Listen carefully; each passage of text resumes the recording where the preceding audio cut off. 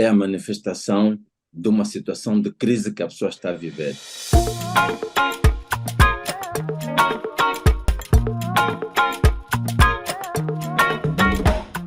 Então, gente, olha só, agora vamos reunir as nossas convidadas para fazer agora uma mesa redonda, todas juntas, e eu prometi um convidado especial. Está prometido. Então, nós vamos ter a Gracinda Pilares de volta, Pilates, a Marina Zarte de volta, a Fátima Sampaio, a Cíntia Gurgel, a Estela e mais um convidado muito especial para a nossa mesa redonda, é o professor Fernandes Pedro Samuel, PhD, doutorado em Psicologia Clínica e Forense, professor universitário, psicólogo forense, formador e consultor, autor de 8 obras de natureza acadêmica científica. Seja muito bem-vindo à nossa mesa redonda, professor Fernandes. Boa noite, estão a ouvir? Sim, Estamos sim. ouvindo, estamos ouvindo muito Muito boa bem. noite. Boa noite, é um prazer. Vocês nem imaginam a emoção que toma conta do meu ser, mas vamos só fazer uma correção. É Fernandes Manuel e não Samuel. Nossa, e é verdade, você tem toda a razão. Fernandes Pedro Manuel. Eu que li errado, está aqui escrito sim, Manuel. Perdoe a minha Tranquilo. falta. Então não erra quem não faz nada, não é? É assim, boa noite mais uma vez a todos presentes. Grato pelo convite. Começo, de facto, por felicitar a organização por esta iniciativa, porque eu tenho uma visão de vida e acho que o que está a acontecer aqui agora é que nós precisamos mesmo, né? Mudanças de mentalidade, e é com este exercício que estamos aqui a fazer, com uma DJ, nem sei quem é o DJ, quem é que está a botar música aí que é para descontrair um pouco? Sou eu. Ah, Deus. É um fenômeno, a sexta-feira está ganha em todos os sentidos, né? Então, esta forma simples, descontraída de interação é o melhor que nós podemos ter. E acreditem que eu já ganhei o dia e posso dizer até o ano, não é? É por meio desta plataforma que nós aqui criamos, neste formato, onde temos capacidades que eu nem sei se estarei à altura das pessoas que me antecederam, desde a Fátima, a Cíntia, a Bárbara, a Gracinda, a Stella, enfim, todo mundo uma melhor que ontem. Eu fiquei numa condição de o que fazer quando chegar o meu momento na mesa redonda, né? Eu acho que cada uma saiu-se muito bem, a mensagem foi passada e acredito eu que nós já atingimos o ponto mais alto. Esta mesa redonda vai ser o complemento apenas, mas é um marco de uma relevância que vocês nem imaginam, né? Os objetivos, na minha perspectiva, já foram atingidos. Era para dizer também a vocês, não obstante ser o único dentro do género, mas eu não tenho absolutamente, eu me adapto rápido, eu me sinto nesse momento mais alguém que tem o género da maior parte das pessoas que estão aí à vontade, sem qualquer complexo, sem qualquer discriminação, e não é assunto absolutamente a tratar aqui. Eu aceitei o convite, acredite, e foi mais diretamente da Stella, porque eu acredito que é possível, sim, nós reduzirmos este mal que enferma a nossa sociedade, de uma forma geral. Estou a falar nossa Angola, mas vamos estender para as outras latitudes, né? E isto de forma pacífica, como estamos a fazer, descontraída, sem ferir suscetibilidade, sem absolutamente tocar em aspectos que possam criar algum desconforto, nada. Eu inspiro-me em Viktor Frankl, que é possível, sim, quando nós temos alguma coisa para fazer, é possível acreditar e conseguimos fazer, sim, senhor, sem problema nenhum. Então, vamos, de forma muito descontraída, cultivar qualidades mentais positivas, sobretudo valores espirituais, é o que eu defendo bastante, e vamos então para aquilo que nos interessa. Eu não sei se devo continuar, porque eu também trouxe aqui um testemunho de situações que eu vivi como profissional da saúde mental nos presidiários cá em Angola, e não sei como é Olha, que vamos. muito interessante. Vamos fazer o seguinte, então. Eu tenho um texto, eu vou jogar um texto para o grupo, porque, na verdade, nosso tema é desintoxicação de relacionamentos abusivos. Todo mundo falou um pouquinho, né, da sua visão, ou trouxe um pouquinho de um ponto de vista diferente, né, sobre esse mesmo tema. Eu vou ler um texto aqui agora, e aí eu vou jogar para vocês da mesa redonda para comentar, dar a sua opinião sobre o texto. E vamos ver para onde que isso nos leva. Pode ser? Beleza. Pode ser, sim, pode ser. Então vamos Pode lá. ser. Aí eu vou pedir para que todo mundo da mesa redonda abra o microfone e que possa fluir e ir respondendo da forma que acha mais útil, né? Nós temos. Tive aqui um problema técnicozinho aqui. Nós temos 40 minutos para essa mesa redonda. Então, vamos começar. A violência contra as mulheres e as meninas é uma das violações dos direitos humanos mais comuns em todo o mundo, seja em casa, no trabalho, em locais públicos, na escola ou nas comunidades. A acumulação dos sofrimentos e a dificuldade de exteriorizar as emoções relacionadas a isso compromete não só na saúde física, na saúde psicológica e emocional e no desenvolvimento social dessas mulheres.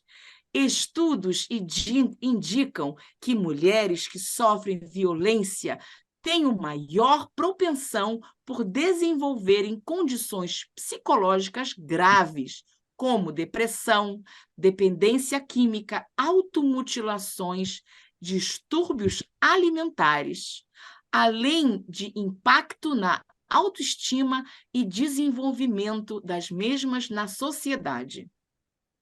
Dentro dos 3 pilares envolvidos nessa temática, consideramos o seguinte: família, sociedade e o mundo corporativo, também incluído as ONGs, é claro.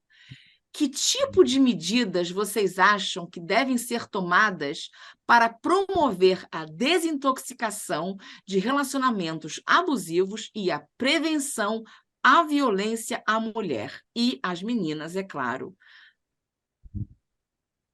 Então, quem acha que... Vamos começar, então, com você, professor Fernandes. O que você acha que são as medidas de prevenção à violência às mulheres e meninas? Bem, eu assim já não vou a tempo de passar os 3 casos para podermos perceber que, por regra, a violência é consequência, não é causa. A violência em si é consequência, porque eu sou de opinião que quando a gente, qualquer um indivíduo, sobretudo as mulheres, quando recorrem à violência, é a manifestação de uma situação de crise que a pessoa está a viver. E é uma crise que pode ser causada por inúmeros fatores. Nunca é causa, pelo menos a experiência que eu tenho esse tempo todo, é sempre uma manifestação de uma situação pessoal, social, familiar que a pessoa está a viver e recorre à violência como solução. E, na minha perspectiva, o que se pode fazer, já que é um facto e vivemos todos os santos dias, eu veria em 3 momentos.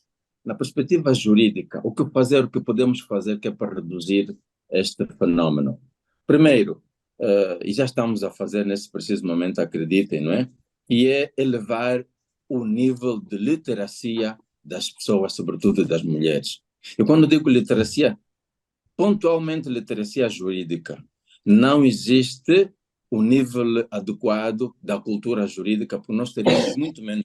Mas, aliás, já houve algumas passagens que ficou claro, sobretudo da minha colega jurista, relativamente ao índice elevado de literacia das pessoas, e isto é uma das razões que leva com que haja elevados números assustadores de violência, onde as vítimas são as próprias mulheres.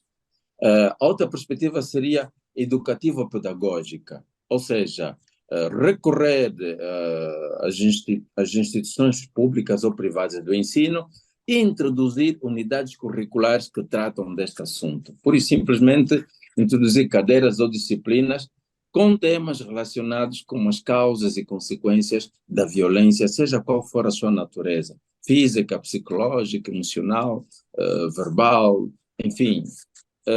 Seria este o segundo momento. E um terceiro é elevar de forma transversal a todos os níveis debates.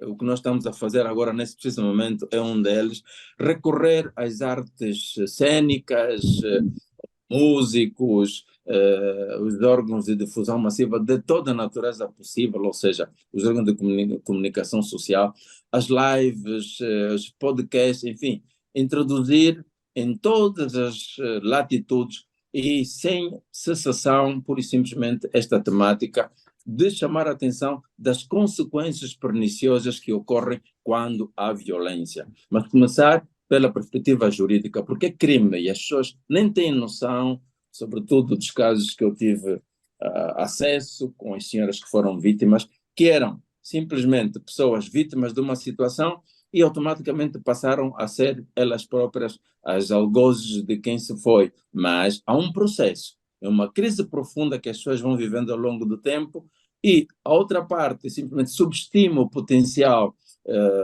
por causa das condições sociais, de uma forma geral, e no momento da legítima defesa, a senhora, a esposa, a companheiro, torna-se vítima, porque ela defende simplesmente, e o outro lado, como está em condições pouco saudáveis, e a maior parte sob efeito de alguma substância, então ela passa a ser a criminosa, e a sociedade absolutamente não olha para o histórico, que ela foi vítima durante um tempo do síndrome da mulher espancada e simplesmente é assassina, é a criminosa e é assim que nós vimos. Mas a minha maior preocupação, sim? Não, porque eu estou curiosa, porque a doutora Cíntia tem, claro, uma visão bem clara de como é que está a parte legal, né? Doutora Cíntia, você concorda com o professor Fernandes?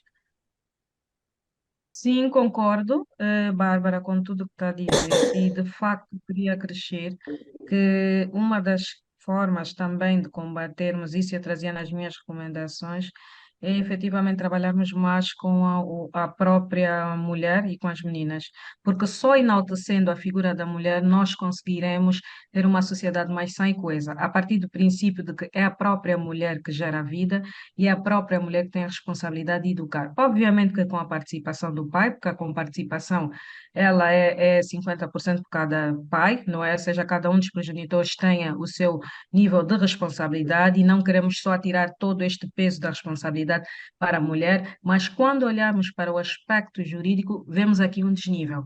Apesar de que a própria Constituição diz que somos todos livres em direitos e deveres, mas, entretanto, há um desnível, na medida em que, por termos uma sociedade patriarcal, muitas das vezes a mulher é obrigada, de forma contrariada, a dar menos de si. Ela esconde o seu potencial para que não venha a sofrer guerras, nem no local de trabalho, nem no seio familiar. Entretanto, eu subscrevo na íntegra o que disse o professor e digo mais, que se trabalharmos e enaltecemos a figura da mulher, tal como tem sido feito em vários fóruns e por várias plataformas e órgãos públicos e não só, nós teremos uma sociedade mais justa e equilibrada. Porque, tal como eu dizia, existe a questão da dependência emocional e a questão da dependência financeira. Se quebrar este tabu, efetivamente a mulher começará a caminhar por si só, ela deverá reconhecer o potencial que tem dentro de si. Muitas das vezes o que é que acontece, e acontece muito na nossa realidade, é que ela é desencorajada a denunciar os casos de violência doméstica e, como consequência, sofrer calada, sob o preceito de que é algo cultural. Isso é o preceito de que é normal, de que as sociedades ou as mulheres do passado sofreram e que e se ela for perguntar à mãe ou à avó, todas elas passaram por isso. Ou seja, fazem-na refém de uma história, de um comportamento padrão que não é o correto. E eu costumo dizer sempre e defendo o seguinte: as sociedades evoluem e tal como as sociedades, as pessoas evoluem, porque a sociedade ela é composta por pessoas. E se nós não evoluirmos, e se nós não dermos a possibilidade à mulher de evoluir e de crescer, nós vamos fazer com que a mente desta mulher esteja fechada e, consequentemente, vai acontecer o mesmo com as raparigas, porque elas, obviamente, que se espelham numa mulher. Pode ser mãe, pode ser uma irmã, uma professora, pode ser alguém que sirva para elas como exemplo, que tenham muito perto de si. E como eu dizia no conceito de violência doméstica, que ela ocorra, não é? Muitas das vezes no ciclo em razão da relação de afeto, proximidade ou de relações de trabalho. Entretanto, queria aqui acrescentar o que eu trazia também na minha abordagem, que é importante que os países implementem aquilo que já foi estabelecido pela Resolução 1325. Professor Fernandes, não sei se concordará comigo, e nós, em relação a isso, temos ainda algum caminho a percorrer, porque apesar de que já haver maior abertura no meio corporativo para que a mulher ocupe lugares de destaque e que a mulher se posicione efetivamente, assim como são as suas competências e de acordo com aquilo que são as suas valências, mas ainda há um bloqueio, porque ela depois vai sofrer aquilo que a Marina diz, é o próprio complexo e a própria guerra no meio corporativo. Ou seja, nós abrimos espaço para vocês, mas agora vamos guerrear. Precisa de ser muito forte a mulher que decide assumir um desafio, porque o jogo psicológico a que ela estará submetida é muito forte. Não que ela seja menos capaz, mas porque é muito forte. Ela precisa de facto assumir-se dentro das suas faculdades mentais e daquilo que são as suas competências, porque todos os dias ela vai ter desafio. E muitas das vezes o mais triste é que ela vai enfrentar desafios por parte das próprias mulheres. As próprias mulheres vão começar a guerreá-la.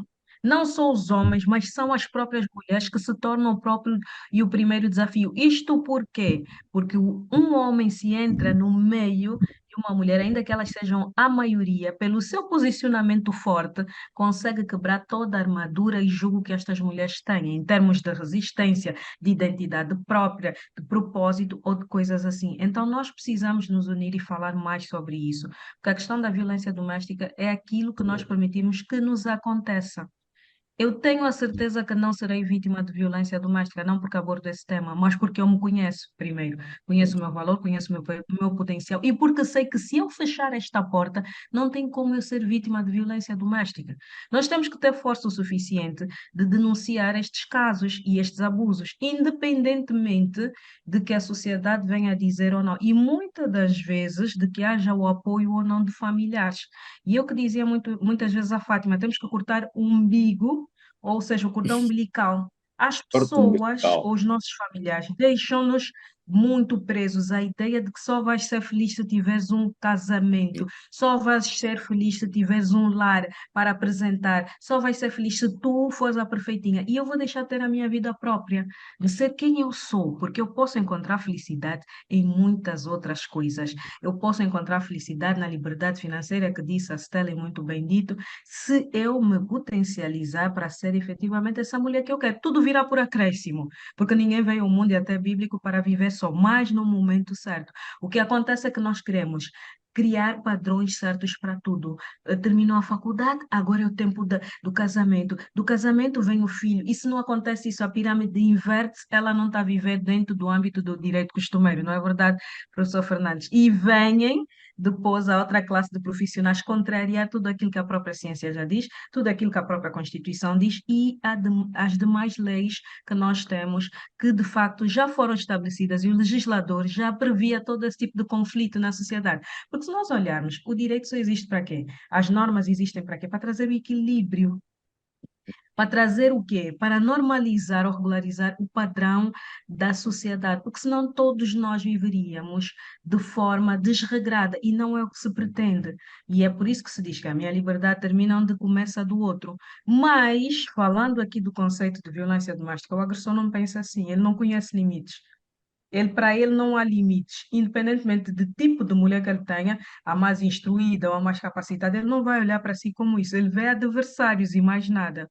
Porque muitas das vezes alguém cheio de si tem um ego muito elevado e ele pura e simplesmente quer encontrar alguém para bater, para servir de algo que venha massagear o ego dele. E se tiver uma mulher submissa, e aí também temos que ter cuidado com a informação que é muito propagada de que a mulher tem que ser submissa, não que nós queiramos nos posicionar ou arrolar como arrogantes do novo século, as feministas, não, é o contrário.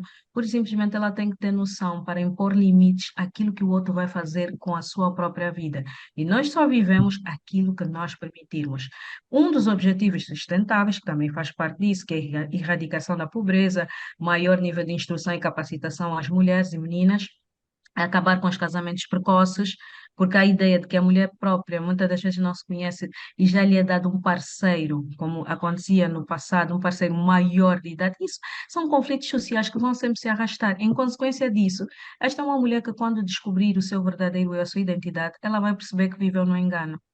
E ela tem Mas dois nesse caminhos a sentido, percorrer. Ou reconhece. Cíntia, desculpa te cortar, acho que Uhum, vamos partilhar a conversa, que é para digerir um pouco, porque é muita informação. Tudo que falaste é verdade, mas eu não posso dizer que o culpado é só o agressor, porque acho que as bases devem ser estabelecidas de casa, a forma como somos educados. Por exemplo, eu não vou falar, não vou entrar em muitos detalhes, eu vou falar de mim, que eu gosto muito de dar um exemplo, só exemplos práticos. Eu acho que a educação que nós recebemos de casa, aqueles valores que nós recebemos, aquele senso de quem somos, aquela bagagem que nós recebemos, também nos ajuda muito para aquilo que vamos levar na sociedade, mas também para que tipo de pessoas nós acabamos selecionando. E aquilo também vai nos ajudar a lidar com essas situações. Tu disseste que é um fator cultural, mas estamos numa sociedade que muita gente é mais esclarecida, não é? Ah, e as pessoas têm como procurar informação, mas as pessoas às vezes optam por não procurar aquela informação. É aquilo que eu disse, estão tão acostumados ao mediatismo, às vezes preferem tapar o sol com a peneira, preferem ignorar que o problema existe.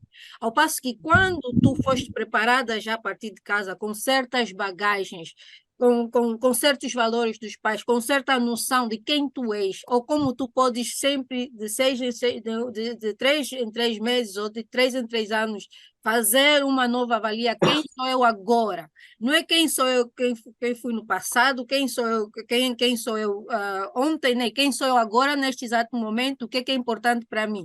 Nós recebemos essas bagagens dos nossos pais. Eu consegui, por exemplo, lidar com várias situações aqui, graças à educação que recebi também dos meus pais. Acho que é importante enfatizar que nós temos também essa responsabilidade. Não podemos só nos focar nos abusadores, nos vítimas, que é para cortar a raiz do problema.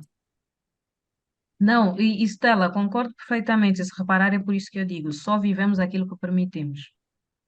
Automaticamente estou a dizer isso. Não podemos transferir a responsabilidade da nossa felicidade a uma terceira pessoa. A vítima, efetivamente, só vive aquilo que ela permite, porque é a ideia que está na consciência dela. Porque se ela for ver ao redor dela, ela não é obrigada a estar a viver numa situação de sofrimento. Ela permite-se viver essa situação de sofrimento. Porque como é que se explica uma mulher que é independente e até tem uma boa posição social, mas ela vive um cativeiro do género? Ela vive constantes agressões. Como é que se justifica? É o exemplo que eu estava a dar, que ontem à noite recebi um telefonema de alguém aflita a dizer que tinha acontecido isso. Aí está a dependência emocional. Por quê? Também concordo, é importante o papel da base, da instrução, a família, o Instituto Família, como órgão de auxílio ao próprio Estado para criar cidadãos, não somente para si, o ciclo familiar, mas também que sejam pessoas úteis à sociedade. E este, aliás, é um dos principais papéis dos progenitores e do próprio Instituto ou Núcleo de Família como um Então, órgão uma vez importante que a na gente concretização. já conseguiu verificar que a família tanto pode ter, a família tanto pode ser prejudicial ou pode ser Certo, justamente o contrário, né? Então, eu queria saber certo. então da doutora Fátima Fernandes, você que é tão tão especialista nesse âmbito familiar. Quando é que a família atrapalha e quando é que a família ajuda a evitar que entramos como mulheres ou como sociedade em relacionamentos abusivos ou em violência? Quando que a família ajuda e quando que ela atrapalha? Na verdade, nós já sabemos, não é? Ela ajuda quando nos prepara para a autonomia, para a nossa autoconfiança, autoestima, valorização, em que nós aprendemos que temos valor não pelo que fazemos, mas por quem somos. Ou se a família é uma família violenta, que também nos educa pela violência, é mais fácil nós aceitarmos esse ambiente. Agora, o que eu queria dizer é que pronto, agora a minha perspectiva de psicóloga, né? Quando nós dizemos que, por exemplo, a mim nunca vai acontecer violência doméstica, eu nunca serei vítima de violência doméstica. E isto nós não sabemos, porque nós não controlamos o outro. Ou seja, eu posso ser uma pessoa muito informada e com certeza se eu fosse vítima eu iria denunciar, iria me defender, iria se calhar pôr nas redes sociais, fosse o que fosse. Mas antes de eu fazer isso, eu poderia ser vítima sem estar à espera, sem nunca me ter passado pela cabeça que aquele indivíduo, por exemplo, ou aquela pessoa me podia bater. É só para dizer que eu percebo quando nós dizemos, mas pronto, olha, eu vou dar um exemplo. Houve um professor que estava a ser entrevistado na minha aula pelos alunos e os alunos perguntaram ao professor como é que teria reagido se uma aluna falasse consigo como falou com o professor da noite, que acho que foi muito rude, etc. E ele disse, comigo ninguém fala assim. Comigo isso jamais aconteceria. Isto é de uma arrogância, porque nós não mandamos no que o outro vai fazer. Eu posso ser a pessoa mais, como eu disse, informada, etc., até dura, até posso bater e não sei o quê, mas eu não controlo o comportamento do agressor. E a culpa da agressão é sim do agressor. A culpa da agressão é do agressor. Se a mulher é muito submissa, não é crime ser submissa. Se ela é muito dócil, também não é crime ser dócil. Se ela não está feliz, ela tem de procurar terapia para aprender a dizer não. Quando dizemos que as mulheres estão em situações de violência e em relacionamentos tóxicos e que não se compreende, por exemplo, não vai compreender alguém, por exemplo, como a Cíntia, que é super informada, ou como a Bárbara, ou como as pessoas que estão aqui, que são mulheres muito empoderadas, muito diferentes. Mas uma mulher que vem de uma família onde há violência, que aprendeu que as mulheres são inferiores, e isto é o que o mundo ensina, porque o mundo é patriarcal e o mundo é machista, e nós aprendemos que as mulheres são inferiores. Por exemplo, quando temos medo de dizer que não é que eu seja feminista e tal, o feminismo é querer a igualdade de oportunidades. E é a mesma forma de avaliarmos as pessoas. Se a mulher tem 10 namorados e o homem tem 10 namoradas, tem que ser avaliado da mesma maneira. E se os dois querem ser PCAs, têm oportunidade pelo mérito. Pronto, não vejo aqui medo de dizer que se é feminista, etc. Mas é para dizer que às vezes nós temos mesmo preconceito e não damos conta deles. Ou, por exemplo, nós raramente dizemos que não há problema, a mulher pode ser a chefe de família. Qual é que é o problema? Ou a mulher e o homem ser chefe de família. Não tem que ser o homem o chefe de família, não é? Não tem de ser. Então, nós temos que dar conta que nós também crescemos, todos nós aqui, incluindo eu, todos nós crescemos num mundo que é machista, sim, que é patriarcal, sim. Eu tive que lutar muito, também mentalmente, para parar de pensar mal das mulheres. Porque é o automático. O automático é falar mal das mulheres. E nós também muitas vezes reproduzimos isso. Tive que me monitorizar durante anos para agora poder realmente avaliar da mesma maneira, homem ou mulher, tanto me faz, e perceber que as mulheres sofrem muito mais, claro, por causa deste machismo. Mas as mulheres não são vítimas porque querem ser.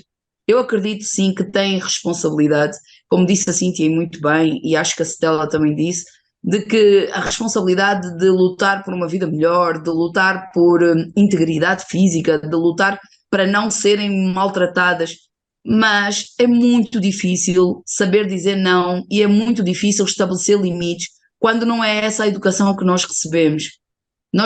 O que é que se ouve? Só para dar, pronto, para terminar, o que é que nós ouvimos? Se ele procura lá fora é porque não tem em casa. A culpa é tua. Então, tu tens que dar tudo o que ele quer, fazer tudo o que quer para estar bem. Se ele é assim, é porque tu não o consegues ainda moldar, tens de o moldar. As histórias do sapo, não é? Ele é um sapo, tu dás-lhe um beijo e ele transforma-se num príncipe. Se não se transformou num príncipe, a culpa é tua, não deste o beijo certo. Então, agora, o que a mim me choca mesmo muito é quando as mulheres, porque aí já é completamente diferente, é que nós somos responsáveis pelas crianças, e é quando as mulheres permitem que a violência aconteça com os filhos, aconteça a elas diante dos filhos, permitem que os filhos se magoem tentando defender as mães, aí totalmente responsabilidade das mulheres também, porque quando se trata de crianças não há mais ninguém para as proteger a não ser nós. Era isso. E, Gracinda, Pronto, fala uma coisa pra mim. Você que está nesse mundo familiar, o que você pode dividir com a gente a respeito disso? O que uma família, o que uma mãe, o que um pai, como é que a gente pode estabelecer uma rotina diária que faz com que nossos filhos não caem nesse mundo de relacionamentos abusivos? O que a gente pode fazer para proteger nossos filhos e também ensinar nossos filhos a dar valor às mulheres e à individualidade de cada um?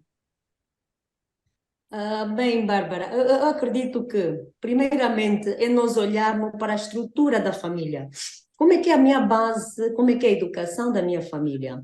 Porque existem famílias que, se nós não olharmos bem aquela que é a base da família, nós poderemos nos perder naquilo que é o processo de educação.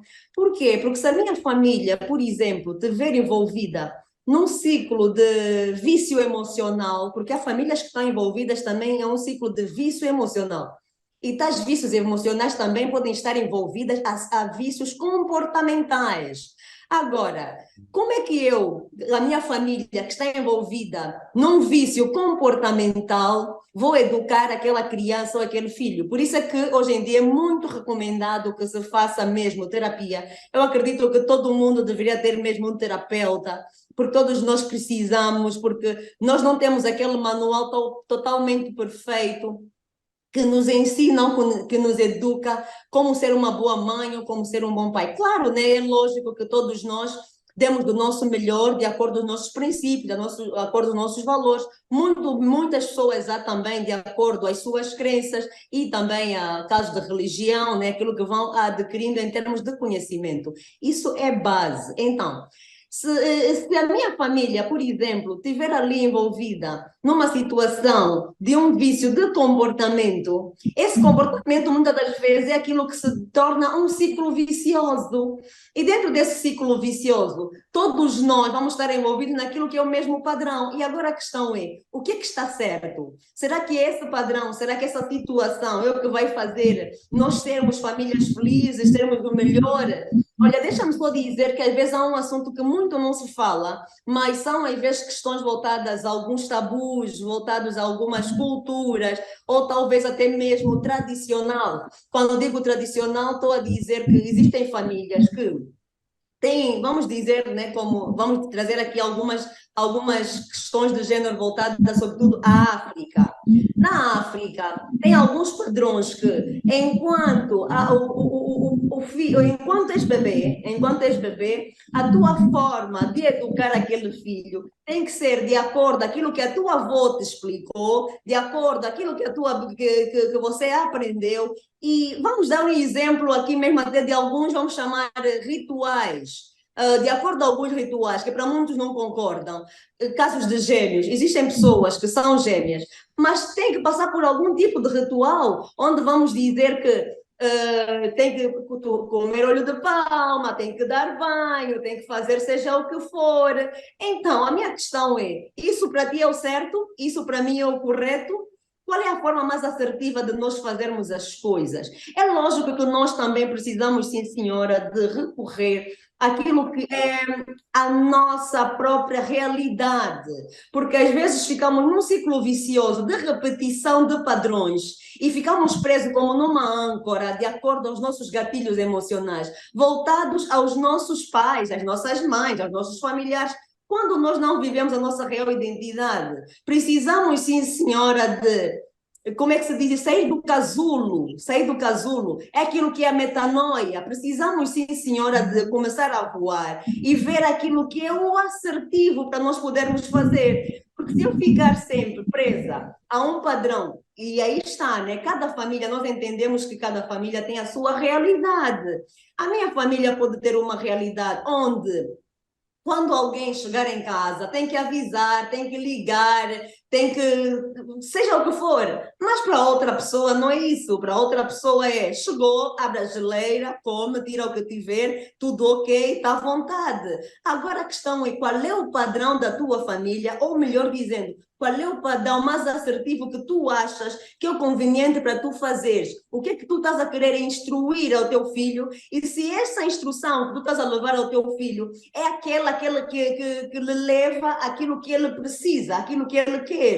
Pais há que muitas das vezes ficam naquela crença do apego, apegam-se muito aos filhos, não querem que os filhos voam, vamos assim dizer, que saiam de casa tão cedo, ou vamos dizer que querem se vitimizar, como aqui já foi muito bem dito, querem se vitimizar, fazendo com que aquilo que ele disser à criança é o mais correto. Mas atenção, às vezes há coisas que estamos a instruir de acordo com aquilo que são os nossos quereres, os nossos desejos, os nossos egoísmos. Às vezes somos pessoas um pouquinho egoístas, somos um pouquinho ambiciosos, então temos que prestar atenção com relação a esses nomes que estamos aqui a trazer, que faz parte, muitas vezes, do proceder em humanos. Para nós, de facto, sairmos dessa de uma melhor forma é, de facto, começar a... Estamos aqui a fazer... Começar a dar voz à situação, dar mais voz às coisas. Eu não preciso querer sair ao mundo e dizer, olha, eu sou mulher, então estou aqui, vou fazer. Não, o que eu preciso é chegar aqui, abrir a minha boca e dizer, eu quero falar com relação ao basta. Chega de injustiça, chega de relacionamentos tóxicos, chega de manipuladores, chega de narcisistas, seja do que for, eu vou sair e vou falar aquilo que eu... E alguém vai ouvir. Alguém na rádio vai ouvir, alguém na televisão vai ouvir, alguém nas mídias vai ouvir. Então, esse nosso proceder, temos é que sair da caixa. Quando as pessoas saem da caixa e começam a trazer aí aquilo que são as suas falas, então essas falas é que vão trazer resultado, no sentido também de mudar crenças, porque é aquilo que se diz. Existem muitas crenças limitantes, sim, senhora. Agora, não é fácil nós chegarmos a querer mudar a crença de uma nação, querer mudar a crença de uma população em geral. Por quê? Porque são atitudes que devem ser feitas paulatinamente. Tudo é um processo. O mais certo é o começar. Mas como começar? Né? O mais certo é nós vermos por onde nós vamos começar. Isso que estamos a fazer agora já é um lindo começo. Temos aí vários especialistas que...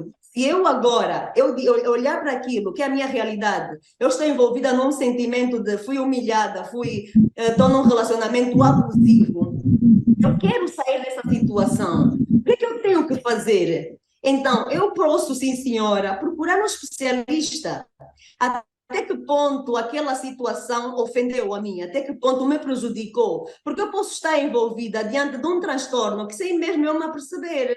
Então, eu própria tenho que ser autora também e tomar algumas decisões para começar a agir.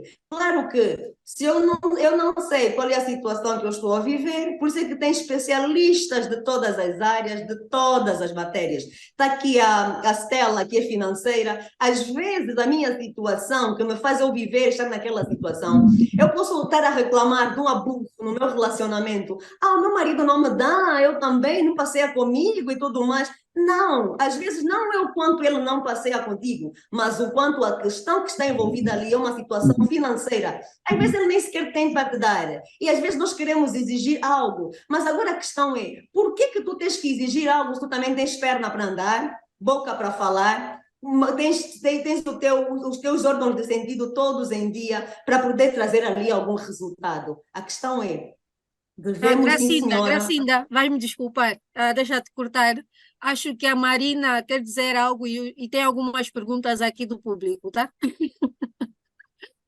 Eu sei que estás dentro do teu assunto, tá te cuidar bués, mas vamos controlar o tempo, tá? A Marina vai dizer algo e depois vamos passar a palavra ao público, tá bem? Estela, na verdade, antes eu levantei a mão porque eu ia trazer algo muito semelhante do que a Fátima falou, assim, né? Que é importante a gente entender, acredito, né, que quando a gente fala de relacionamentos abusivos e de violência, existem muitas camadas e é uma complexidade muito grande, né? E a gente não pode reduzir, né, a um único fator, assim, né? Sim. Ou a uma única solução, talvez simples, porque não é simples, é muito complexo, né? Qualquer um de nós, qualquer uma de nós, e daí venho também de um viés mais da psicologia dos pacientes que a gente atende, a violência pode acontecer com qualquer um, né? Uma relação abusiva pode acontecer com qualquer um. Claro que se a gente está numa situação onde essa pessoa tem um letramento maior, tem um entendimento melhor da parte jurídica, parte psicológica, parte financeira, a chance dessa pessoa conseguir sair dessa situação abusiva de uma forma mais rápida ou buscar ajuda mais rapidamente, claro, é maior. Mas pode acontecer com qualquer um, né? E é muito complexo, assim, não é um tema fácil, não é um tema simples. A gente ficou aqui horas falando sobre isso e a gente só deu uma pincelada, né? E, e concordo plenamente, assim, né? A gente partir desse entendimento de que, sim, é sempre o abusador, né? Que é quem faz a violência e a pessoa que sofre essa violência, ela nunca tem culpa, independente de como ela lida com aquilo, né? Mas isso que eu fiquei pensando e aí reiterando um pouco o que cada um falou, na verdade. Obrigada, Marina. E, Marina, você acredita que quando você introduz, quando você está numa família que ela funciona de forma positiva, isso também influencia no ambiente de trabalho? Ou seja, um filho que é criado para ser respeitador, para não ser abusador, ele também se torna um chefe que respeita a mulher, que também não abusa da mulher. Qual é a relação que você vê entre relação à família e o chefe de trabalho no ambiente de trabalho? Uhum. Claro que tem uma correlação, né, Bárbara? Não é eu não diria que é algo direto, né? Então, teve uma boa família, nunca será um abusador. Acho que não tem como a gente fazer essa correlação, porque a gente não sabe o que essa pessoa vai viver na vida dela, né? Talvez, enfim, na vida adulta, essa pessoa que teve uma boa família teve um relacionamento péssimo e aí se tornou um agressor a partir disso, a gente não sabe. Mas, obviamente, que ter uma base familiar, né, mais sólida, vou usar essa palavra, mas podemos usar várias outras, mais saudável, digamos assim, claro que vai ajudar essa pessoa em qualquer ambiente que ela vá estar, né? Então, a gente criar homens, mulheres antimachistas, né? Vai ajudar no ambiente de trabalho, vai ajudar no ambiente social, vai ajudar em qualquer outro ambiente. Mas acho que não é uma regra, né? Infelizmente. Porque, de novo, a gente vive numa sociedade patriarcal, numa sociedade machista, e isso ainda faz parte da nossa vida, né? Isso ainda faz parte da nossa. É enraizado, né? Por isso que a gente fala que é uma sociedade. Tá ali e a gente está lutando todos os dias, a gente está aqui para, né? Justamente para isso. Mas a gente ainda tem um caminho. A gente tem mais algumas perguntinhas, eu acho que eu vou escolher algumas para a gente poder fazer para o painel. Claro que tem algumas que são dedicadas a um único profissional e algumas já foram respondidas ao longo desse papo que a gente teve por aqui. Mas tem algumas perguntas interessantes, por exemplo, quando o agressor não aceita como tal, como ajudar a vítima? Quando o agressor não se vê como agressor, como ajudar a vítima? Acho que essa que é a... Alguém tem interesse em responder essa pergunta? É feito para todas, não tem uma pessoa especial. Fátima, Também. Quando o Posso? agressor não se vê como... Sim. quando o agressor não se aceita como tal, como ajudar a vítima? Na perspectiva da psicologia, nós ajudamos quem procura ajuda, não é? Que é diferente, por exemplo, de quando a Cíntia disse que o crime de violência doméstica é um crime público e qualquer pessoa deve denunciar. Excelente. Na psicologia, tu vais ajudar aquela vítima que te pede ajuda, que se considera vítima. Agora, se o agressor se considera agressor ou não se considera agressor, para o tema é completamente indiferente. O que importa é a vítima, a menos que o agressor também queira fazer terapia, não é? Nesse caso é diferente se ele sabe que é ou se ele acha que é normal tudo o que está a fazer, obviamente torna-se uma pessoa diferente. Mas para a vítima, quer o agressor aceite, quer não aceite que é agressor, a vítima sofreu uma agressão. E sim, seria muito bom se ela quisesse fazer terapia para perceber até, às vezes até para aprender que ela tem o direito de não aceitar isso, que não precisa ter medo de ficar sozinha, que desconstruir todas aquelas crenças, não é? De que a mulher tem que aceitar, até a crença de que só te bate quem te ama, só te bate quem tem ciúmes, é um sinal de interesse. Então, se ele aceita ou não aceita, na verdade é um problema dele, não é? Não é o problema da vítima, na minha opinião. Muito bem. Estamos chegando quase ao final da nossa conferência, então eu acho que eu vou pedir para vocês fazerem umas considerações finais. Então, vamos começar com o professor Fernandes Manuel. Se o senhor podia dar para a gente uma pincelada da sua visão com relação ao nosso congresso, pode deixar, eu vou te dar 2 minutos para você fazer as considerações finais. Professor Fernandes Manuel, por favor. Pode abrir o microfone. Não. Muito Sim. bem, agora sim. Muito obrigado. É assim, vou tentar, mas reforçando só o que a minha colega Fátima acabou de dizer, o que fazer quando o agressor não reconhece, há que encontrar ferramentas, mecanismos de interagir com a própria vítima e, sobretudo, chamar a atenção das consequências que poderão se advir se permanecer, se prevalecer nesse tipo de relacionamento que pode culminar numa tragédia. Se ela tem sentido de vida, tem amor próprio e quer ainda sobreviver, eu acho que ela vai ter que compreender que isto pode culminar da menor maneira. Criar, por exemplo, situações semelhantes ou inventar uma história que, se isto continuar desta maneira, será o teu fim. Absolutamente. Buscar exemplos de pessoas que estavam na condição dela e terminaram muito mal. Logo, ela tem amor à sua própria vida e é possível que simplesmente arranje a solução.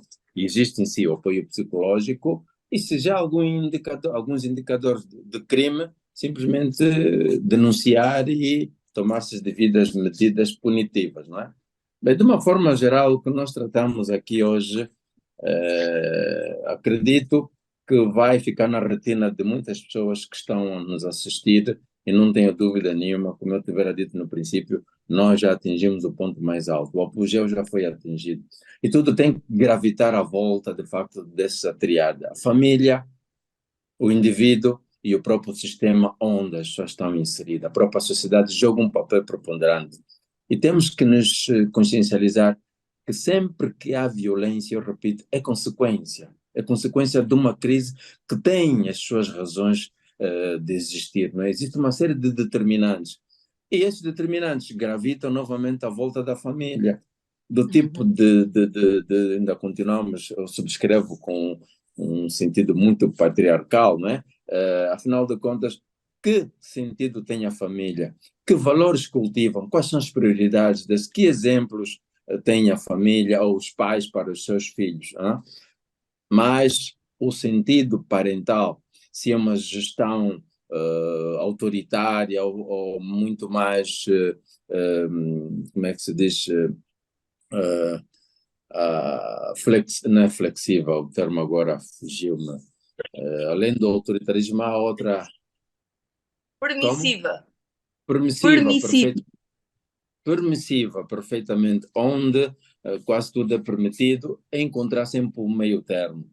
E temos que prestar muita atenção, que nós não falamos sobre isto, mas eu estava para trazer aqui a ribalta, que são as crianças que conseguem simplesmente hoje testemunharem a situação de vitimização duas vezes, pelo pai que a mãe matou em legítima defesa e pela mãe que está privada de liberdade. São crianças que testemunham, e a probabilidade dessas crianças desenvolverem com algum transtorno e serem potenciais pessoas agressoras existe. Então, nós Sim. temos que direcionar nossas temáticas, esses debates, que já estamos a fazer alguma coisa no sentido Olha, preventivo. já e, temos um sobretudo, tema para o tentar- nosso próximo debate, né? Já temos? Tá bem. Falar sobre as crianças. Isso já é um Crianças, tema para o nosso próximo debate, Bárbara, e já Uhum. né? olhar sempre. Fátima, desculpa, doutor Fernando. Bárbara, Oi, antes de concluirmos as considerações finais, diga. eu quero que nós respondamos algumas perguntas do público. Como estás tão atenta a ouvir, Ok, se puderes tirar algumas perguntas que estão no chat. tirar mais algumas. Então, Sim, vamos. sim, antes. Algumas já foram respondidas ao longo do chat, muito bom. Então, a pedido da Estela, vamos esticar mais um pouquinho e vamos buscar mais algumas perguntas 5 minutos. que o público perguntou. Muito obrigada pelas suas palavras, professor Fernando, de qualquer forma. Sim. Aqui tem uma para Cíntia. Para a doutora Cíntia. Após a terapia psiquiátrica e todo acompanhamento psicológico, é possível haver alguma relação conjugal? Existem ex-agressores do tipo ex-presidiário? Quem perguntou Bom, isso foi a Cristina. Cristina, dizer que não há uma resposta certa para isso. Não consigo garantir que após uma terapia este indivíduo venha efetivamente voltar a si e ter um relacionamento normal consigo. É muito importante dizer o seguinte, que a vítima não é a mesma pessoa após sofrer uma violência. E assim como a vítima não é a mesma pessoa após sofrer a violência, o agressor também não. Ou seja, é um processo longo. Ele poderá ter picos de queda, poderá voltar a repercutir o mesmo comportamento. Não é certo. Não trago aqui uma fórmula específica ou uma resposta certeira para isto. É como tudo, é um caso relativo. Há casos em que sim, como há casos que não.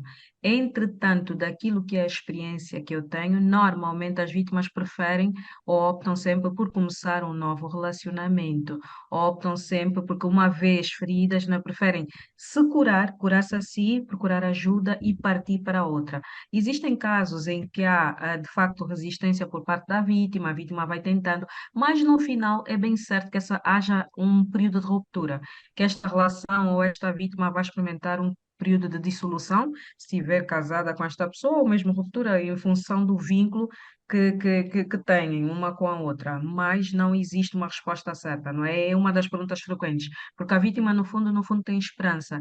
Ela mantém-se ali porque tem esperança de que ele vá mudar, de que tudo aquilo faça parte do passado deles e que ele melhore. Por isso é que ela busca de tudo, não é? Vai Ai, fazendo de tudo, suporta tudo, e é a velha frase que diz que o amor tudo suporta, o amor dói, o amor bate, etc. Que são, na realidade, mitos para alimentar mais a dor ou o sofrimento daquela pessoa que muitas das vezes não aguenta. E hoje por hoje, quando se fala também do combate da violência doméstica, é muito frequente usarmos cartazes com flores que o agressor leva à vítima. Quando o quê? Quando ela perde a própria vida. Porque se alguém que não se curou é alguém que ainda não está curado, há um grande risco de voltar a conviver consigo, porque nunca se sabe. Provavelmente você também não se curou e há algo em si que alimenta. Já falou-se aqui muito bem dito, não há nada que justifique uma agressão.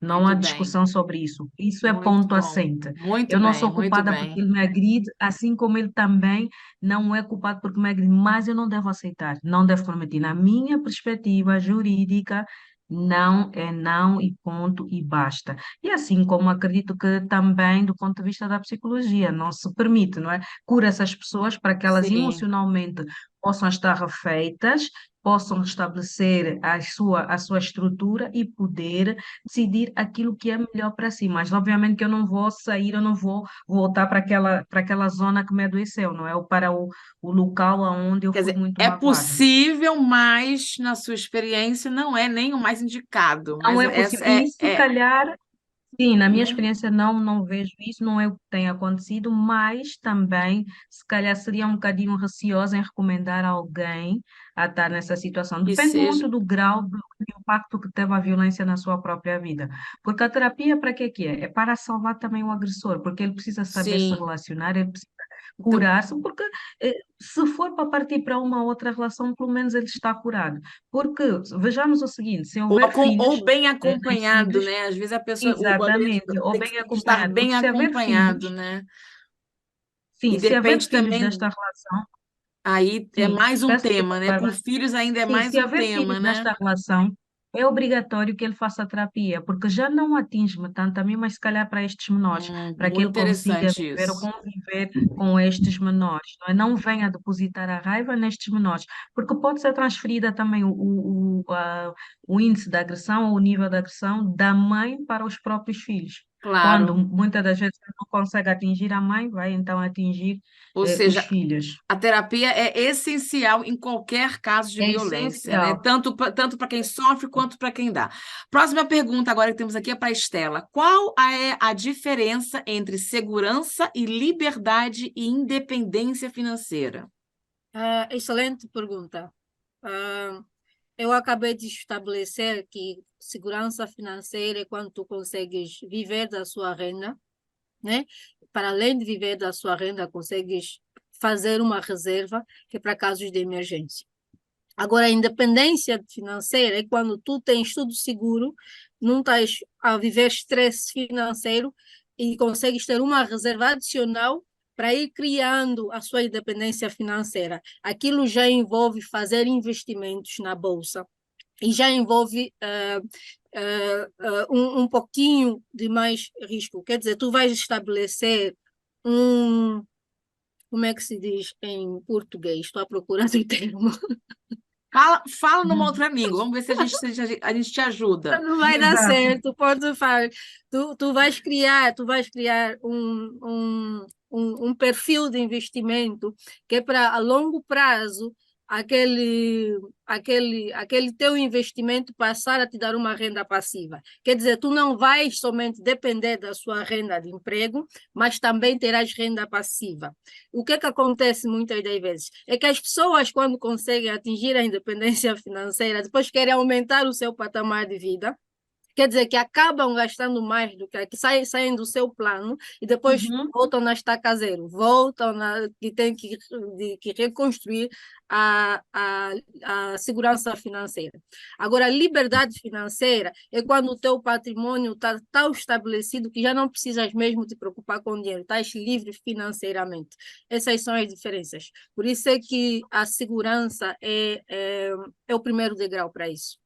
Não sei se respondi à pergunta. Eu acho que tá muito bem respondida. Bom, eu estou vendo aqui que algumas pessoas, algumas nossas convidadas já respondeu de modo privado as perguntas de vários nossos ouvintes. Então, eu acho que a gente já pode fechar e fazer as considerações finais. Tudo bem? Eu Tem, acho que tem tem uma umas pergunta perguntas. para a Marina. A Deixa última, eu podemos ver. responder essa última pergunta para a Marina. Eu não encontrei essa pergunta aqui ainda. Que Se você aconselha, acha, você pergunta. que Eu aconselha achei fazer aqui. no caso. Encontraste? Uhum. Você encontrou, Marina? Sim, Então o que faz a aconselho a pergunta fazer e no caso responde. que o abuso vem do dono da empresa, né? É bem complicado, né? Ah, eu vou ir aqui junto com a Cíntia, assim, de que não tem uma resposta certa, né? Obviamente, acho que buscar uma forma de reportar seria o mais adequado. Mas a gente sabe que tem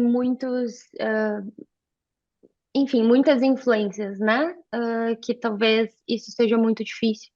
E aí eu iria para um lado mais de defender essa vítima, assim, e talvez o caminho seja sair desse local, né? Se entende que não existe possibilidade de mudança. Mas, de novo, né, o ideal seria reportar e buscar ajuda de fato profissional, mas a gente sabe que a realidade nem sempre é possível.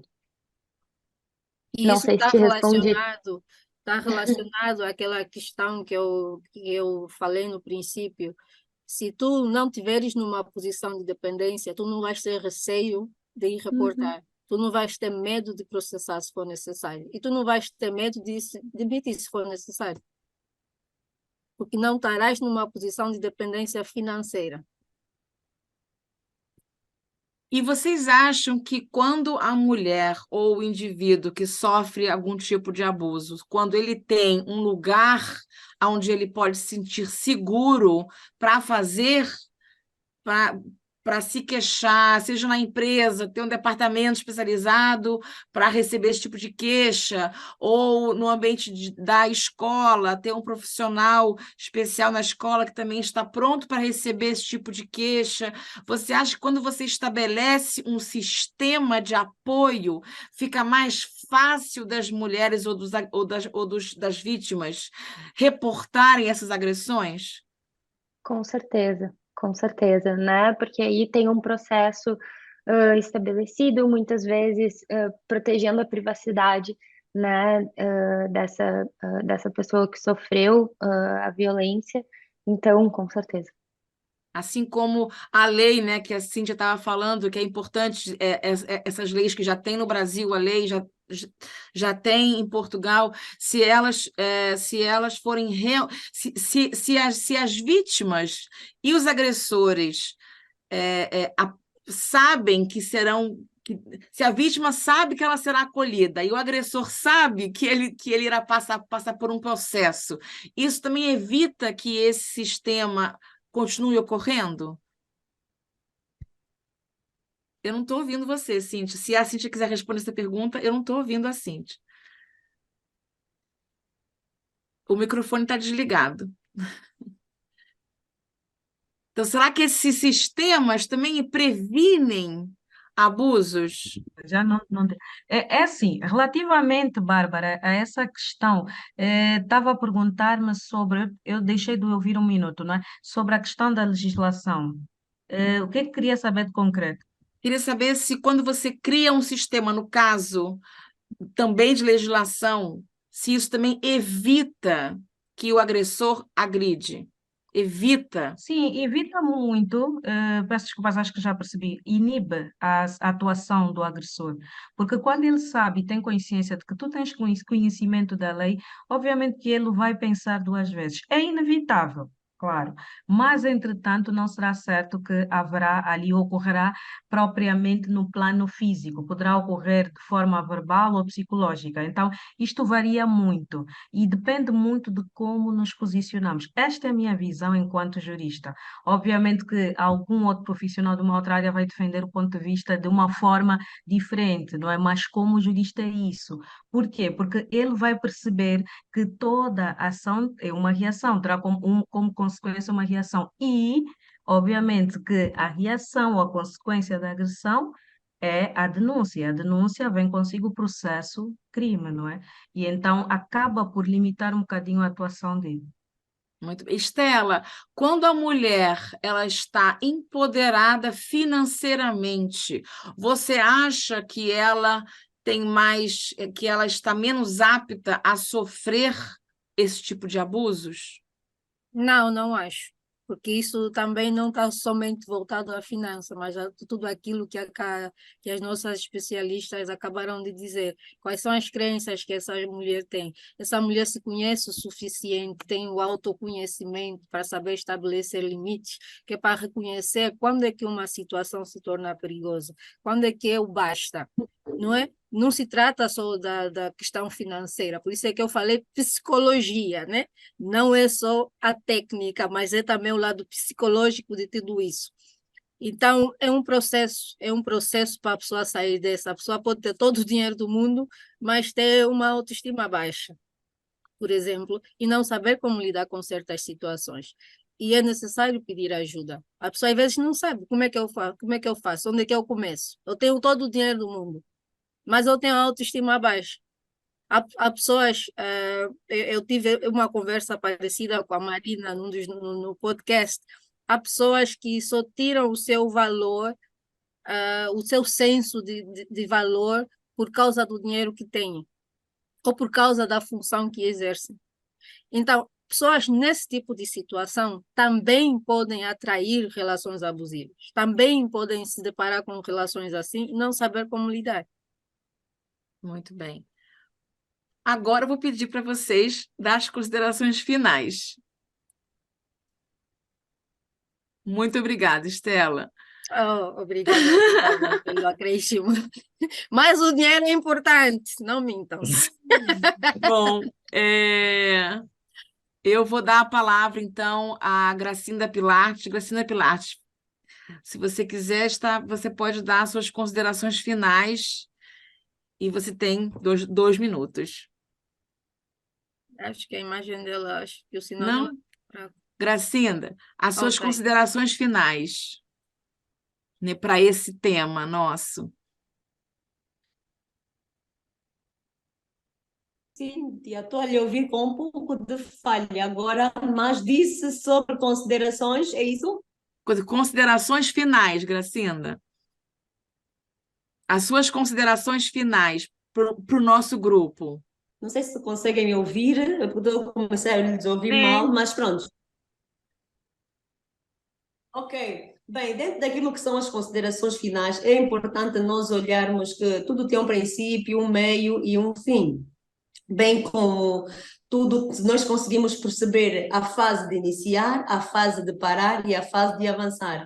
Assim também como as pessoas que estão envolvidas em relacionamentos abusivos devem procurar identificar qual é o momento até mesmo de parar ou de recuar, porque recuar também acaba por ser uma estratégia. Por outra, procurar entender o que é que lhe faz ela manter-se nesta situação de um relacionamento abusivo. E também os casos há que pode estar envolvido dentro de uma baixa estima, né, nesse caso, e também às vezes é importante nós recorrermos a outros profissionais e há casos há que é necessário mesmo até fazer alguns outros tipos de exame, porque há coisas que às vezes as nossas emoções podem estar ligadas até mesmo com com o nosso sistema digestivo, aquilo que comemos, como é que comemos, nos cai bem, não nos cai mal, porque até mesmo isso pode afetar aquilo que são os nossos níveis emocionais, e eu diante de uma situação onde eu estou com uma moral baixa,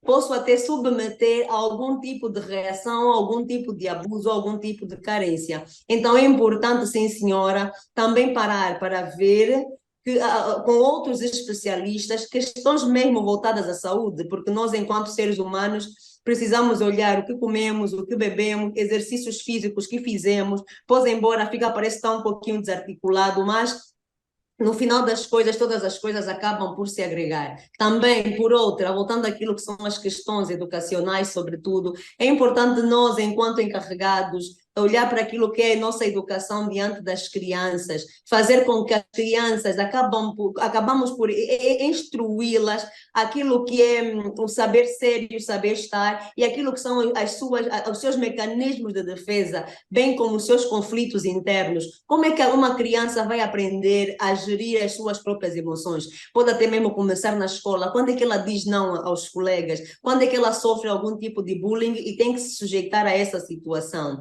Quando é que muitas das vezes, por conta de não ter um ou outro benefício, ela acaba por ficar cabisbaixa ou mesmo recorrer a um isolamento? Então, vamos olhar que também há situações que devem partir a partir mesmo daquilo que é o nosso olhar para a criança, para a infância.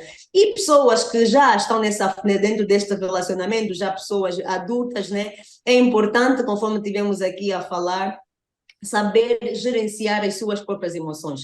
É claro que as emoções vêm, nós não conseguimos falar que a emoção para, mas nós temos sim, senhora, para poder interpretar e conseguir levar até nós informações no nosso subconsciente ao ponto de nós conseguirmos ultrapassar tais situações ou mesmo rejeitar. Então, a informação, a nossa forma de ser e pensar, as nossas crenças também influenciam muito naquilo que é o nosso procedimento. Então, vamos ver de que forma é que nós estamos abalizados ou de que forma é que nós temos nos munido diante daquilo que é o nosso pensamento. Se és uma pessoa muito negativa, és uma pessoa muito pessimista, és uma pessoa carente, és uma pessoa que te sentes de vítima, quais são os motivos que te fazem chegar até esse ponto? Então, soluções há. Como especialistas na área, é importante sempre dizer que recorre sempre a alguém que te pode auxiliar, porque isso acaba por tirar aquilo que é o orgulho. Orgulho é quando você reconhece que estás diante de um ciclo vicioso, onde estás diante de um padrão repetitivo e que sentes que não consegues sair de lá, mas não consegues sair de lá como? Se você é livre. Então, vamos tomar decisões, procura especialistas na área, no sentido de poder te ajudar e auxiliar a sair desse que é o padrão repetitivo. Paz total.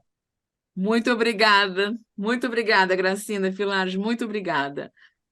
Agora, as palavras finais de Fátima, doutora Fátima Fernandes, as suas palavras finais, por favor. Bárbara, voltando também à Diga-me. questão falar da questão da surdez, é importante nós também olhar que precisamos, sim, senhora, sermos também impulsionadores daquilo que é o processo de inclusão, sim, senhora, inclusão social, bem como também nos esforçar a poder compreender. E isso acaba por ser um treinamento para nós mesmos, diante daquilo que é a nossa paciência. Eu, durante esse processo, que tenho também estado a trabalhar com pessoas auditivas, tenho estado a aprender coisas fantásticas, tenho estado a exercitar até algo que eu levo para a minha própria vida. Então, é bom, é pertinente, sim, senhora, nós começarmos a olhar que há um alvo, há um público-alvo, também carece, sobretudo, daquilo que é a saúde mental, aquilo que são as terapias também para esse nicho. Gratidão total. Muito obrigada, Gracina. Doutora Fátima Fernandes, suas considerações finais. Ok, 3 coisas. Ensinar as crianças a dizer não e ensinar também um gato, peço desculpa. Ensinar as crianças a dizer não e que elas nos podem dizer não a nós também. Por exemplo, se não quiserem abraçar, se não quiserem emprestar, se não quiser dar um beijinho, não é? Se não aprendermos a respeitar o não das crianças, elas nunca vão perceber que têm o direito de o dizer. Ensinar à sociedade, principalmente a nossa aqui, porque nós dizemos muito, é preciso respeitar os mais velhos, é preciso respeitar os mais velhos, e achamos que respeitar os mais velhos é obedecer cegamente e depois os abusos acontecem, não é? Então é preciso ensinar a respeitar as crianças. As crianças vão aprender pelo exemplo. É assim que se faz. E, finalmente, parar de romantizar o papel da mãe, porque foi essa a minha palestra, não é? Se a mãe é boa, perfeito, é boa. E se é má, é má. É isso. Muito obrigada, doutora Fernandes. Marina Zarte, suas considerações finais. Serei breve também. Acho que a gente sair daqui pensando, né, que toda violência, todo relacionamento abusivo, ele é complexo, são muitas camadas envolvidas, e assim como a gente está aqui com um grupo diverso para falar desse assunto, eu acredito que é isso que a gente precisa também, né, um grupo multidisciplinar para ajudar essas pessoas que estão nessas situações, né, e além disso, eu falei um pouco sobre consciência e a gente está atento na gente e as pessoas que estão à nossa volta, né? As mulheres, nossos colegas, nossos familiares. E a gente está atento a isso e, de fato, ajudar essas pessoas que, às vezes, sozinhas não conseguem dar esse primeiro passo de buscar ajuda, né? E a gente falou muito aqui, e aí, puxando um pouco a brasa para o lado da psicologia, mas façam terapia, busquem ajuda, né? E isso, de fato, fortalece, né? Fortalece as mulheres, fortalece as pessoas.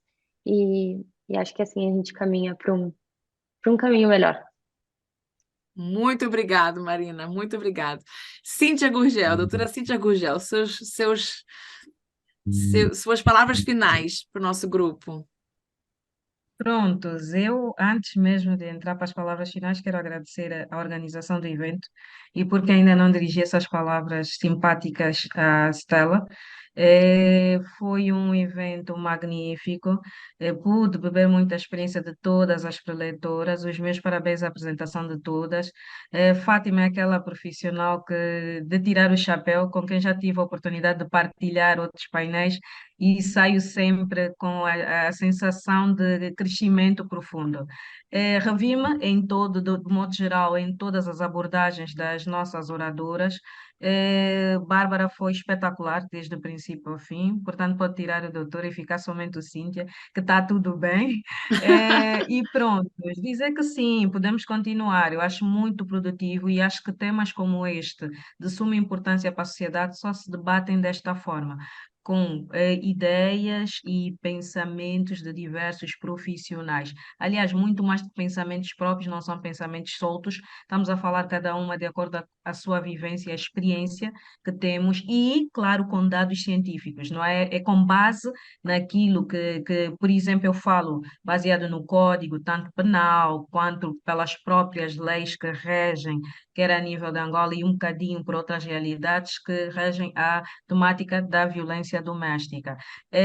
Queria também trazer como conclusão, e porque nós não temos cá na nossa realidade, e novamente voltar à questão da Resolução 1325, porque até estamos a falar e estamos no mês que se comemora o Dia Internacional da Violência Doméstica ou o mês alusivo ao combate à violência doméstica e todas as formas de discriminação contra as mulheres, é importante nós refletirmos de como os Estados têm criado políticas públicas para as instituições. Por exemplo, a Marina focou-se no tema da violência no meio corporativo. É importante que as instituições reforcem, de facto, as medidas para que a vítima se sinta à vontade de denunciar dentro da sua instituição os crimes de violência doméstica. É importante que não somente nós ficamos por fóruns, painéis e workshops, mas que dentro das nossas instituições e do meio corporativo haja essa abertura e que não seja tido como um tema tabu.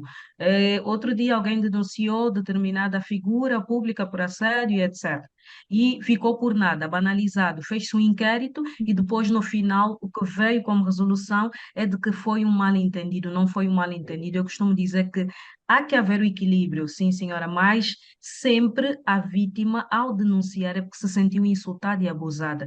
E deve haver, por parte da entidade empregadora e do seu superior hierárquico, essa questão do respeito à própria vítima, que ela não pode e deve aceitar qualquer coisa. E hoje por hoje, nota-se e vê-se que as instituições muitas das vezes abusam da própria vulnerabilidade ou às vezes da gentileza e da amabilidade da própria trabalhadora, não é? A trabalhadora pode ser de caráter meigo e se tiver alguém com um caráter um bocadinho mais machista, o que é que tende a fazer? Abusar. Muitas das vezes ela vai fazer tarefas além daquelas que eram normais fazer, além daquilo que eram as suas funções e atribuições. Então tem que haver um limite e temos que ter coragem de facto, denunciar. E quando não o fizermos, temos que contar com medidas próprias dentro das instituições para que esta trabalhadora se sinta à vontade e que saiba que, de facto, hoje no mundo atual em que vivemos e o legislador já previa isso e a Organização Mundial do Trabalho também já, a OIT, que não haja o assédio dentro do local de trabalho, que não haja, de facto, o abuso, Claro. nem o excesso da entidade empregadora. Mas, como conclusão, isto é apenas uma reflexão que eu trago e tenho estado a refletir sobre isso por causa da experiência que tenho de, se calhar, de participar em alguns foros. Mas me pergunto, eu, fora da instituição, ajudo muita gente, mas na minha instituição, o que é que eu tenho feito? E muitas das vezes a maior luta é despertarmos as próprias mulheres que nem tudo elas devem aceitar. Uhum. Que não é porque tu achas que deves ostentar determinado cargo ou aquela posição tem que ser tua ou a categoria tem que ser tua que tu vais aceitar tudo. Muitas das vezes não é a pessoa que te vai avaliar. Ok, tudo muito bem, é um superior hierárquico, as organizações têm um método próprio, mas é importante também que a gente consiga refletir de como nos posicionamos. Eu digo que posicionamento é tudo. Às vezes pode parecer um bocado de excesso, mas não. O posicionamento é tudo para inibir a ação do agressor. agressor. O agressor sempre vai ter receio se encontrar uma vítima que esteja bem munida. Vai dizer ali, eu não vou. Ele é capaz de É. recuar, dizer, não, eu não vou. Não vou porque eu sei que, efetivamente, ainda que ela perca o emprego, eu sei que ela sabe o que é que vai acontecer comigo. Então, não vai ficar desbarato. Em jeito de conclusão, dizer que é importante que a vítima denuncie, mas muito mais importante é que ela se cure. E curando como? Com terapias, que procure psicólogos, perdão, que procure fazer terapias, procure o acompanhamento de psiquiatras para que, de facto, ela consiga recuperar-se. É importante que não só ela, mas se calhar se tiver filhos, leve também estes menores, porque muitas das vezes não lhe afeta a si, mas afeta aquelas crianças. E quando nós queremos preservar a consciência das crianças, nós temos que pôr de lado qualquer tipo de tabu. Muito Qualquer tipo de obrigada. tabu. Eu já encaminhei alguém para a Fátima Inclusiva Que que bom, os pais passavam por uma situação de divórcio que e o que é que bom. acontece? Os filhos precisaram fazer terapia. E a Fátima foi muito querida com eles, ligam, Mateus, a dizer que É. foi das melhores terapias que A aquelas verdade crianças fizeram. é um conjunto, né? Tudo vale como um conjunto de ações que você pode ter como indivíduo para evitar isso. Muito obrigada, Cíntia. Muito obrigada mesmo. E antes de passar a voz para a nossa coordenadora geral, eu vou pedir para que vocês, depois do encerramento, preencha um inquérito. Tem um inquérito que vocês vão poder preencher, tá no nosso chat, é muito importante para a gente saber, ter um feedback de vocês, de todos vocês, sobre o nosso encontro. E agora, finalizando, a voz da Estela Vaz. Olá, olá. Primeiramente, quero agradecer a todos pela vossa presença, pela vossa paciência. Nos atrasamos um pouco, porque é um tema tão pertinente que não tem fim, né? Quero agradecer às nossas palestrantes, Fátima, Gracinda, Marina, Cíntia, Fernandes, até tu entraste, Fernandes, última da hora. Obrigada pela sua disponibilidade. Quero agradecer a Antônia, e dar o meu abraço a ela, o meu calor, que ela se recupere rápido. Infelizmente, não pôde estar presente. A organização Ama Vida, eu quero agradecer a esse Pungo pela sua participação na organização no backstage. Como é que se diz backstage? Nos bastidores. Quero agradecer a Bárbara Italiani, grande amiga minha, grande profissional, mulher super inteligente, pela forma amena que ela moderou esse evento, pela sua participação. Ela me ajudou bastante. Sem ela, sem vocês, não teríamos organizado nada. Então, isso foi um trabalho de equipe e foi uma grande prestação, porque organizou-se tudo em 2 semanas e meia. Então, imagine o estresse que tivemos esses últimos dias, que é para conseguir organizar tudo, apesar de ser digital. Acrescentando aquilo tudo que já foi dito, que é muito verdade, eu só quero dizer, sejam gentis convosco mesmas. Sejam gentis, sejam pacientes, tudo é um processo. Não quer dizer que se tu tomaste a decisão hoje de fazer alguma mudança na sua vida, quer dizer que amanhã não voltarás a tropeçar. Isso não é verdade, isso é um processo longo. Isso se aplica às escolhas que tu vais fazer, isso se aplica às suas finanças. Também é um processo, é um desaprendizado. Por isso é que se chama detox. Tu vais consciencializar tudo aquilo que não sabias, vais consciencializar os teus valores, ou melhor, vais renovar os teus valores depois desse processo e a partir daí vais estabelecer limites, conforme a Fátima mencionou. Vais saber procurar ajuda, vais saber mais sobre as leis, que tipo de ajuda tu podes procurar, conforme a Cíntia falou. Vais descobrir um novo eu. Com isso, quero encerrar o nosso evento.